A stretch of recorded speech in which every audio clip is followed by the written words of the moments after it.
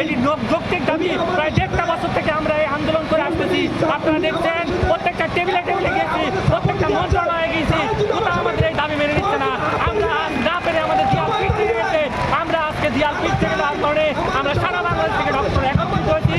আমাদের প্রজ্ঞাপন দিতে হবে 50,000 টাকা ভাতা, অথবা নবম দিনের সমান সুযোগ সুবিধা যদি না দেয় আমরা রাজপথ ছাড়বো না। আমাদের দাবি রাজপথে আমাদের আদায় করতে হবে। প্রিয় দেশবাসী, আপনার জন্য অবাক হবেন, আমাদের দেশে প্রত্যেক বছর প্রায় গত বছরে 25 লক্ষ মানুষ ভারতের সেবার জন্য গ্রহণ দিয়েছে। আমাদের দেশ থেকে এত মানুষ ভারতে গেছে, এটা গ্রহণযোগ্য নয়। আমরা যারা বিশ্বাস করে রাখতে পারছি, আমাদের যদি তৈরি করে ভালো করে বাংলাদেশ থেকে গত 6 মাসে যে ভারতে এত রোগীর সংখ্যা অর্ধেক হয়েছে, আরো অর্ধেক হবে, কারণ বিশেষজ্ঞ ডাক্তার দিন দিন বৃদ্ধি পাচ্ছে। আমরা চাই সরকার এই যৌক্তিক দাবি আমাদেরকে মেনে নিক। যে কোনো পরিস্থিতি